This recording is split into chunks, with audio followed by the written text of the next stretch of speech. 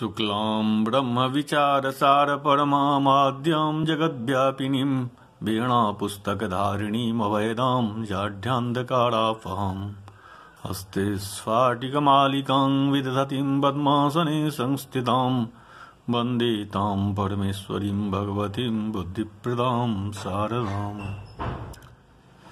मैं कमलेश झा, सहायक प्रोफेसर दूधालाल संस्कृत महाविद्यालय मझौलिया, पश्चिम चंपारण।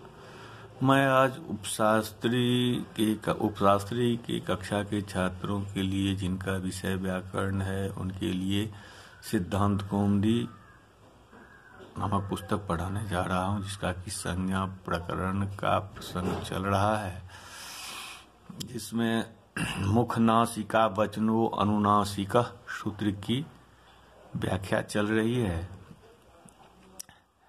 जिसमें मुख नासिका वचना, मुख सहित नासिका, मुखेन सहिता, मुख सहिता विग्रह में शाक पार्थिवादिगण मानकर शाक पार्थिवादीनाम सिद्ध उत्तर पद लोपस्योपसंख्यानम, इस वार्तिक से समास और उत्तर पद होने पर मुख नासिका बनता है। मुख नासिकया वचना अर्थात मुख सहित नासिका से उच्चारित वर्ण अर्थ में तृतीया तत्पुरुष समास होकर मुख नासिका वचना सिद्ध हो जाता है। यद्यपि वर्णों का उच्चारण मुख से ही होता है तथा अनुनासिक वर्णों का उच्चारण नासिका की सहायता से भी होता है। ऐसे वर्ण हैं ङ, य, ण, न, म, अंग, इंग, उंग, रिंग, लिंग, एंग, ऐंग, ओंग, आंग, ओंग, अंग, यंग, रंग, लंग इत्यादि। अनुनासिक प्रदेश आंगो अनुनासिकस् छंदसि उपदेशे अजनुनासिक इत्यादि है। तदित्थम अ, इ, उ, री एकाम वर्णानाम प्रत्येकमष्टादश भेदा। इस प्रकार से अ, इ, उ और री, इन चार वर्णों के 18 भेद होते हैं। ली वर्णस्य द्वादश तस्य दीर्घाभावात्, ली के दीर्घ न होने के कारण, ली एक ह्रस्व ही है, दीर्घ नहीं होने के कारण ली के 12 भेद ही होते हैं। एचामपि द्वादश तेखाम ह्रस्वाभावात् एचो, ए ओ ऐ औ को ह्रस्व रूप नहीं होता है, इसीलिए 12 ही भेद होते हैं। यद्यपि अच अर्थात अ, इ, उ, री, ए, ओ, ऐ, औ ये वर्ण ह्रस्व, दीर्घ और प्लुत के कारण प्रत्येक 3 भेद वाले हो गए, किंतु ली को दीर्घ मात्रा नहीं है, इसी ली के ह्रस्व और प्लुत 2 ही भेद हुए। इसी तरह एच अर्थात ए, ओ, ऐ, औ का ह्रस्व नहीं होता है, अतः एच के दीर्घ और प्लुत ही दो भेद हो गए। शेष अ, इ, उ, री, ये चारों वर्ण ह्रस्व भी हैं, दीर्घ भी होते हैं और प्लुत भी होते हैं, इसलिए इनके 3 भेद माने जाते हैं।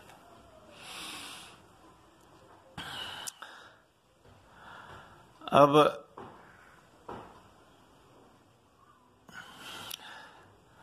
सूत्र से वर्णों की आपस में सवर्ण संज्ञा की जाएगी। सवर्ण संज्ञा आगे के पाठ में, तो सवर्ण संज्ञा के लिए स्थान और प्रयत्नों को जानना है। मुख के जिस भाग विशेष के विशेष जुड़ाव या प्रक्रिया से वर्णों का उच्चारण होता है, उस वर्ण का वही स्थान होता है। जैसे प का उच्चारण दोनों ओठों के आपस में जुड़ने से होता है, प, अतः प का स्थान ओष्ठ है। अ का उच्चारण नीचे सीधे कंठ से होता है, अतः अ का स्थान कंठ। पाणिनि शिक्षा में कहा गया है कि आत्मा बुद्धिया समेत्यार्थान मनो युंक्ते विवक्षया मनः कायाग्नि माहन्ति प्रेरयति मारुतम। मरुतस्तुरसी चरण मंद्रं जनयति स्वरम सोदीर्णो मूर्धा विहितो वक्त्रमापाद्य मारुतः। वर्णान जनयति तेखांग विभाग पंचधा स्मृता। सबसे पहले हम जो कुछ भी बोलते हैं उसमें सबसे पहले आत्मा बुद्धि से अर्थों का चिंतन करके उस अर्थ के बोधक शब्दों को प्रयोग करने की इच्छा से बोलने की इच्छा से मन के साथ युक्त होता है। उसके बाद मन शरीर के अग्नि विशेष को प्रेरित करता है। वह प्रेरणा वर्ण के उच्चारण करने वाली वायु विशेष को प्रेरित करती है। वायु उरस अर्थात हृदय भाग से चलता हुआ मंद्र स्वर को उत्पन्न करता है। वह स्वर ऊपर उठता हुआ मूर्धा भाग से अभिहित होकर टकरा कर वक्र मुख भाग में आता है और कंठ तालु आदि स्थानों के माध्यम से वर्णों को उत्पन्न करता है। वे स्थान कंठ तालु मूर्धा दंत और उष्ठ के भेद से 5 प्रकार के होते हैं। अब वर्णों के उच्चारण में शरीर के नाभि भाग से प्रारंभ होकर हृदय और शीर्ष भाग होते हुए मुख से बाहर तक एक प्रकार का यत्न कोशिश होता है और जो वर्ण उच्चारण होते समय जिस स्थान या क्रिया विशेष को प्रभावित करता है वही उसका प्रयत्न कहलाता है, प्रयत्न होता है। व्याकरण में कवर्ग आदि का प्रयोग बहुत जगहों पर होगा। कु से कवर्ग, चू से चवर्ग, टू से टवर्ग, तू से तवर्ग, पू से पवर्ग समझना चाहिए। वर्गों में भी कवर्ग का तात्पर्य क, ख, घ, घ, ङ एवं चवर्ग का तात्पर्य च, छ, ज, झ, य और आगे भी इसी प्रकार के वर्ग समझने चाहिए।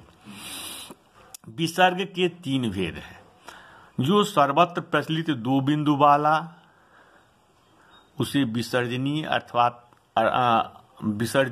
अथवा सामान्य विसर्ग कहते हैं, किंतु क और ख के पहले आने वाला विसर्ग कभी जिह्वामूलीय तो कभी विसर्जनीय अर्थात सामान्य विसर्ग होता है। इसी प्रकार प और फ के पहले आने वाला विसर्ग कभी उपधमानीय तो कभी विसर्जनीय अर्थात सामान्य विसर्ग होता है। वर्ण 63 या 64 माने गए हैं। उनमें अच 22, हल 33, यम 4, अनुस्वार विसर्ग जीवामूलीय और उपधमानीय 4, कुल मिलाकर 22 जोड़ 34 जोड़ 4 जोड़ 4 64 वर्ण होते हैं। अब ओ, ई, उ, री ये ह्रस्व दीर्घ और प्लुत के भेद से 12 हैं। ली ह्रस्व और प्लुत के भेद से 2 और ए, ओ, आई, ओ ये दीर्घ और प्लुत के भेद से 8। इस प्रकार कुल मिलाकर 22 हैं। हलों में कवर्गादि पंचक के 25 और यो रो लो यो वो रो लो तालब स्व मूर्धन्य स्व दंत स्व और हो ये कुल 8 मिलाकर 33 वर्ण व्यंजन वर्ण हल वर्ण। वेद के विलक्षण लकार को मिलाकर 64 हो जाते हैं। पौर्णिक शिक्षा में भी कहा गया है कि स्वरा विंशति ढेकश्च स्पर्शानाम पंचविंशति यादयश्च स्मृताश्चष्टो चत्वारश्च यमा स्मृताः अनुस्वारो विसर्गश्च कौपो चापि पराश्रितो दुष्पृष्टश्चेति विज्ञेयो लिकार प्लुत एव च। आगे का जो सूत्र है तुल्यास्य प्रयत्नम सवर्णम, उसको सही ढंग से समझने के लिए पहले स्थान और प्रयत्नों को समझने से सरलता होगी। अतः अकुह विसर्जनीयानाम कंठ से लेकर के प्रक्रिया दशायं तु विवृत मेव को भलीभांत अच्छी प्रकार से पढ़ लेना चाहिए। अब आगे सूत्र है तुल्यास्य प्रयत्नम सवर्णम ताल्वादिस्थान माभ्यंतर प्रयत्नश्चेत्ये तद्वयम जस्य जेन तुल्यम तस्य तन्विधा सवर्ण संज्ञा स्यात् है। जो तुल्यास्य प्रयत्नं सवर्णम तुल्यम च तुल्यश्च इति तुल्यो तुल्यम च तुल्यश्च इति तुल्यो आस्यं च प्रयत्नश्च आस्य प्रयत्नो तुल्यो आस्य प्रयत्नो जयोस्तुल्यास्य प्रयत्नं तुल्यास्य प्रयत्नं प्रथमान्तं सवर्णं प्रथमान्तं द्विपदम इदम सूत्रम। अर्थात तालुआदि स्थान माभ्यंतर प्रयत्नश्चेत्ये तद्वयम् जसजेन तुल्यम तस्य तन्मिथ सवर्ण संज्ञा स्यात्। तालु आदि स्थान और आभ्यंतर प्रयत्न ये दो जिन वर्णों के साथ तुल्यता हो बराबरी हो वे वर्ण आपस में सवर्ण संज्ञक होते हैं। अब तुल्यम तुल्यता समानता तोलयन्ति इति अनेनेति तुला चूड़ादिगणीय तुल उन्माने धातु से चूड़ादिगणीय तुल उन्माने धातु से स्वार्थिक णिच प्रत्यय करके तुल जोड़ ई बना। इससे पचादगणीय नंदिग्रही पचादिभ्यो ल्यूर्निन चह सूत्र से अच प्रत्यय होकर निर्णिति से नी के इकार को लोप होता है और अतुलोप माभ्याम सूत्र से तुला ऐसा पाठ होने से निपातनाद लघुपद गुण का अभाव मानकर तुल शब्द बना। अब लोकानुसार यह शब्द स्त्रीलिंग में है अतः टाप प्रत्यय होता है। स्वार्थिक णिच वैकल्पिक है। नीच न होने के पक्ष में तुल धातु से इगुपद ज्ञा प्री करह कह से क प्रत्यय होकर भी तुला शब्द बनता है। तुला सादृश्य मानयो इस कोश वचन के अनुसार तुला शब्द का सादृश्य और माप अर्थ माना जाता है। तुलया सम्मितम तुल्यम अर्थात जो तुला तराजू आदि मापक साधनों से तोला गया वह तुल्य कहलाता है। अब आस्यम मुख और मुख में रहने वाले तालु आदि स्थान आस्यन्दते अम्लादिना प्रस्रवति अर्थात आस्यन्दते अन्नादिना द्रवीक्रियते। आसे शब्द का अर्थ मुख और मुख में रहने वाला तालु आदि स्थान आसे शब्द से अभिप्राय है। आस्यन्दते अम्लादिना प्रस्रवति अथवा आस्यन्दते अन्नादिना द्रवीक्रियते विग्रह से निष्पन्न आस्य शब्द का अर्थ मुख है। आंग पूर्वक भ्वादि की स्यंदु प्रस्रवणे धातु से आंग उपसर्ग पूर्वक भ्वादि की स्यंदु प्रस्रवणे धातु से अन्येभ्योपदृश्यन्ते सूत्र में अपि शब्द बलात् सूत्रोक्त धातुओं से भिन्न धातुओं से भी डौ प्रत्यय होने का विधान प्राप्त होने के कारण आ जोड़ स्यंद से डौ प्रत्यय होकर आ जोड़ स्यंद जोड़ और डौ में अवस्था है ओ बन गया। अब टी संज्ञक भाग अंध का टे सूत्र से लोप होकर आसे शब्द बनता है। ओष्ठ से काकल पर्यंत का भाग आसे कहलाता है। इस मुखवाचक आसे शब्द से उच्चारण सभी अर्थों में समान होने के कारण यहाँ पर आस्य शब्द केवल मुखवाचक न होकर आस्य भवम आस्यम अर्थ में आस्य शब्द से तत्र भवः सूत्र के द्वारा अण प्रत्यय होकर अकार का जस्येत च सूत्र से लोप करके आस्य शब्द बनाया जा सकता। जस्येत च सूत्र से लोप हो करके दूसरा आस्य शब्द बनाया जाता है अथवा शरीरावयवाच्य सूत्र से शरीरावयवाज्यत सूत्र से यत प्रत्यय होकर अकार लोप करके आस्य के यकार का हलो यमम यमिलोप सूत्र के से लोप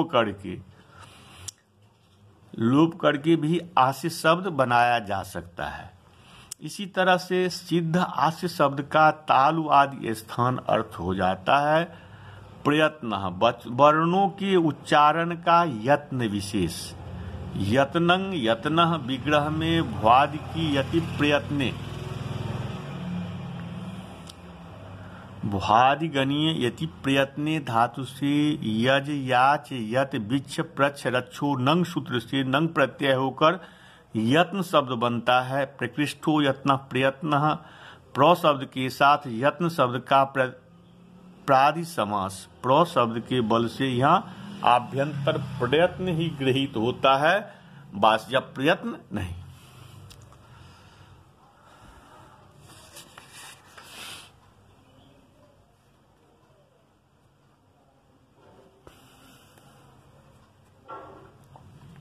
अब है आगे अकुह विसर्जनीयानाम कंठः युचिसानाम तालुः ऋटरखानाम मूर्धा लिट्लसानाम दन्ताः ऊपू पद्मानियाम ओष्ठो यमगणानां नासिका च एदितोः कंठतालो ओदोतोः कंठोष्ठम बकारस्य दन्तोष्ठम जीवामूल्यस्य जीवामूलम नासिकानुसारस्य इति स्थानानि। यत्नो द्विधा अभ्यंतरो बाह्यश्च आद्यश्च चतुर्धा स्पृष्ट इखत स्पृष्ट विवृत समृत भेदात् तत्र स्पृष्टं प्रयत्नाम स्पर्शानाम इखत स्पृष्ट मंथस्थानाम विवृत मुस्मनां स्वराणां च ह्रस्वस्यावर्णस्य प्रयोगे संवृत्तं प्रक्रिया दशायां तु विवृतमेव एतच्च सूत्रकारेण ज्ञापितं तथा ही। अब अकुह विसर्जनीयानाम कंठः, 18 प्रकार के सभी अकार, कवर्ग, हकार और ह विसर्ग 18 प्रकार के अकार, कवर्ग, क ख ग घ ङ और ह और विसर्ग का कंठस्थान है। जिस वर्ण की मुख के जिस भाग से उत्पत्ति होती है वह उस वर्ण का स्थान है। अकार, कवर्ग अर्थात क ख ग घ ङ और ह विसर्ग, इनका उच्चारण सीधे कंठ से होता है, इसीलिए इन वर्णों का कंठस्थान है। अकुह विसर्जनीयानाम कंठः ईचयसानाम तालु, ई चवर्ग च छ ज झ य और तालव्य का ताल से उच्चरित होता है। इन वर्णों का उच्चारण स्थान तालु है। ऋटुरखानाम मूर्धा, री ट ठ टवर्ग ट ठ ड ढ और र और मूर्धन्य श, इसका मूर्धा उच्चारण स्थान है। लिट्लसानाम दंता, लि त थ द ध न ल और दंत स का उच्चारण स्थान दंत है, दांत। उपु पद्मानियाम ओष्ठो, उ प फ व भ म, उपधमानीय, यह भी एक विसर्ग का चिन्ह है, प और फ के बीच में रहता है, इनका उपद ओष्ठ स्थान है। यम गणानां नासिका च, य म ङ न न, इनका नासिका स्थान है। और नासिका के साथ साथ इनका जो कवर्ग, चवर, टवर्ग के साथ जो स्थान प्राप्त है वो भी है, जैसे कंठ, ङ का कंठ और नासिका दोनों स्थान है। उसी प्रकार य का ताल, ण का मूर्धा, न का दंत और म का ओष्ठ। अब ए दो तो कंठ तालु, ए और ओ, ए और ऐ का कंठ और तालु स्थान है। ओ का औ का कंठ और ओष्ठ स्थान है। वकार का दंत और ओष्ठ स्थान है। जिह्वा मूल का जिह्वा मूल है और अनुस्वार का नासिका स्थान है।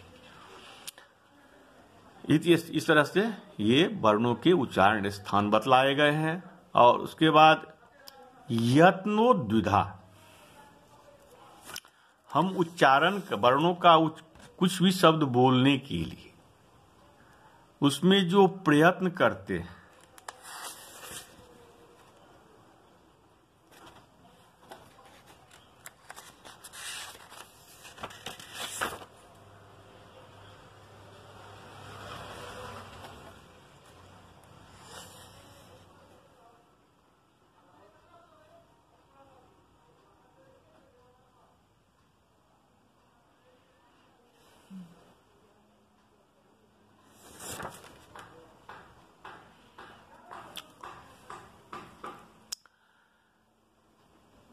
यत्न दो प्रकार का कहा गया है,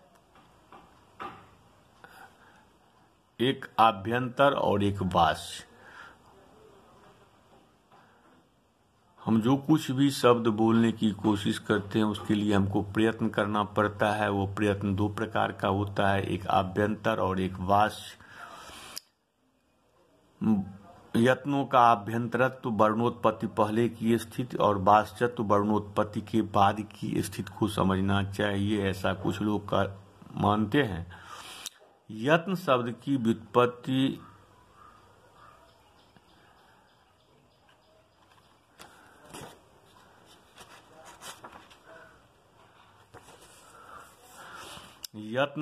व्युत्पत्ति है वर्णों का उच्चारण का यत्न विशेष।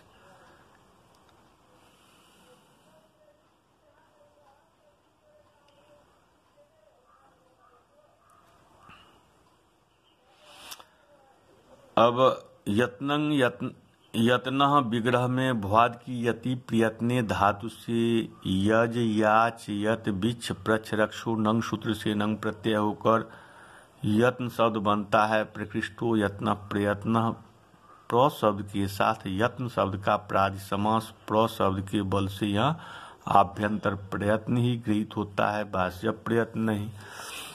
अब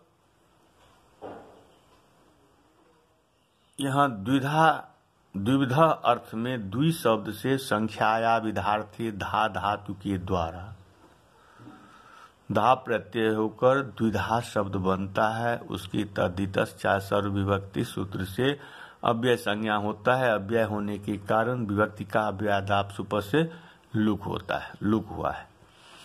अब आभ्यंतरित अभिशब्द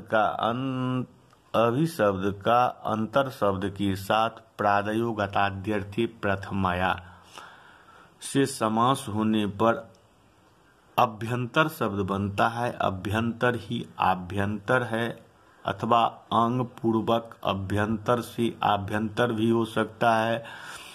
अभ्यंतर और आभ्यंतर शब्द मध्य भीतर अर्थ के बोधक हैं, जैसे श्रीमद् भगवत गीता में आया है, प्राणापानो समो कृत्वा नासाभ्यंतर चारिणो। बाह्य प्रयत्न को बाहर होने वाले को बाह्य कहते हैं। बहिष शब्द से बहिष्ठी लोपो यंच वार्तिक से यह प्रत्यय होने पर टिलोप और आदि वृद्धि होकर स्वादिकार्य से बाह्य सिद्ध हो गया है। अब आद्य चतुर्था उसमें कहा है जो आद्य जो है मतलब आभ्यंतर वो चार प्रकार के होते हैं, स्पृष्ट, इखत स्पृष्ट, विवृत और संवृत भेद से। पहला प्रयत्न अर्थात आभ्यंतर प्रयत्न स्पृष्ट, इखत स्पृष्ट, विवृत और संवृत के भेद के से चार प्रकार के होते हैं। चतुर्धा में भी चतुर शब्द से संख्याया विधार्थे धा या धा प्रत्यय हुआ है।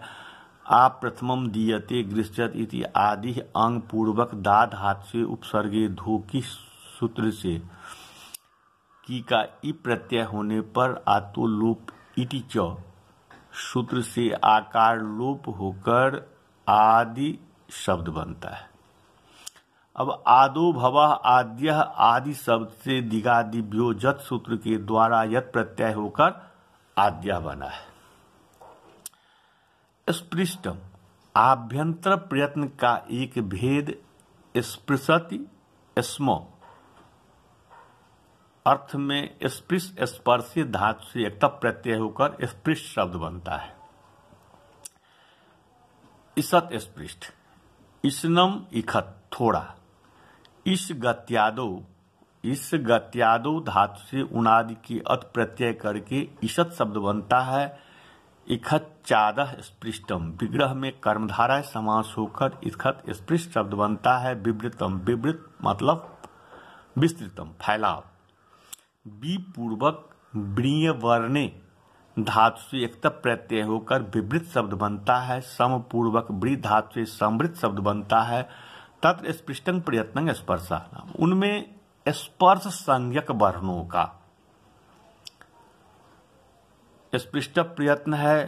क से मो पर्यंत ये 25 वर्ण स्पृष्ट संज्ञक होते हैं, उन्हीं का स्पृष्ट प्रयत्न है। नाभि प्रदेश से प्रयत्न प्रेरित, नाभि प्रदेश से प्रयत्न प्रेरित प्राणवायु ऊपर की ओर चलता हुआ उरस आदि स्थानों में आघात करता है, या वर्ण के अभिव्यंजक ध्वनि की उत्पत्ति होती है, वहां पर वर्णोत्पत्ति से पूर्व जब जिह्वा, अग्र, उपाग्र, मध्य या मूल आदि तत्त वर्णोत्पत्ति स्थान तालवादि का सम्यक प्रकार से स्पर्श करते हैं, तब स्पृष्टता होती है। अब ईसत स्पृष्ट मंथस्थानाम अंतस्थ संज्ञक वर्णों का इखत स्पृष्ट प्रयत्न है। अंतस्थ वर्ण यो, वो, रो, लो, ये 4 वर्ण अंतस्थ कहे जाते हैं। नाभि प्रदेश से प्रयत्न प्रेरित प्राणवायु ऊपर की ओर चलता हुआ उर आदि स्थानों में आघात करता है, या वर्ण के अभिव्यंजक ध्वनि की उत्पत्ति होती है, वहां पर वर्णोत्पत्ति से पूर्व जब जीवा, अग्र, उपाग्र, मध्य, मूल आदि तत्त वर्णोत्पत्ति स्थान तालवाद का किंचित प्रकार से ये स्पर्श करते हैं, तब इखत स्पृष्टता होती है। अब विवृत मुस्मनाम स्वराणाम, अब विवृत प्रयत्न जो है वो ऊष्मा वर्ण का और स्वर वर्णों का, तो ऊष्मा तीनों सौ और ह, शौख शौह ऊष्मान, तालव्य सौ, मूर्धन्य सौ, दंत सौ और ह, इनका ऊष्मा, ये ऊष्म संज्ञक वर्ण कहलाते हैं। और स्वर ह्रस्वस्यावर्ण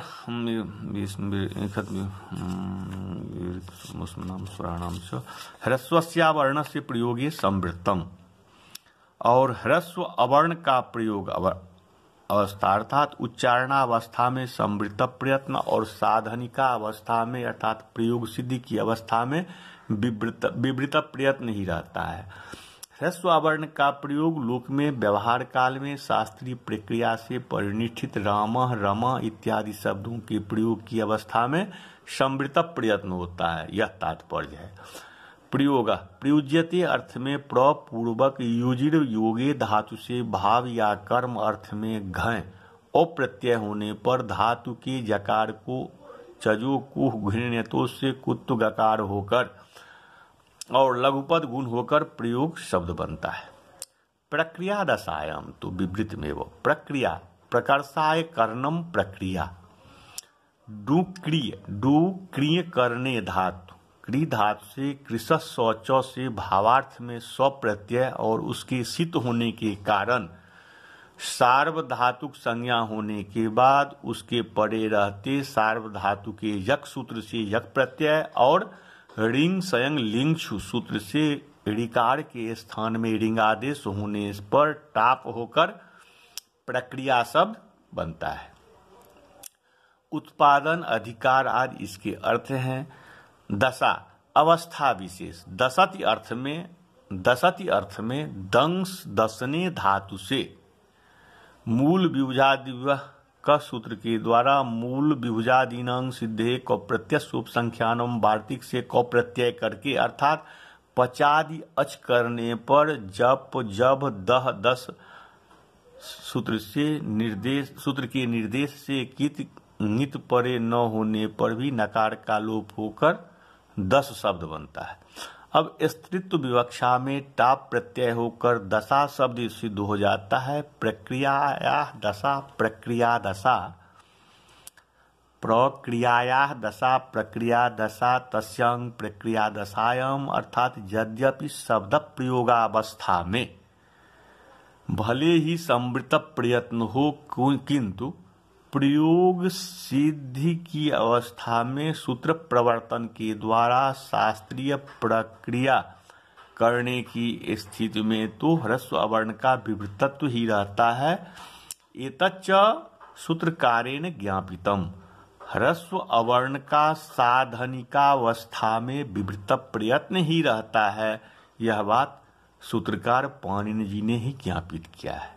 तथा ही पाणिनि जी के द्वारा साधनिकावस्था में ह्रस्व अवर्ण का विवृत प्रयत्न ज्ञापित करने वाला सूत्र आगे दिया जा रहा है। इसी को मूल कारण ने तथा ही कहा है। अ विवृतम अनुद्य संवृतो अनेन विधीयते अस्य चाष्टाध्यायीं संपूर्णं प्रतिसिद्धत्वात् शास्त्रदृष्ट्या विवृतत्वमस्त्येव तथा च सूत्रम।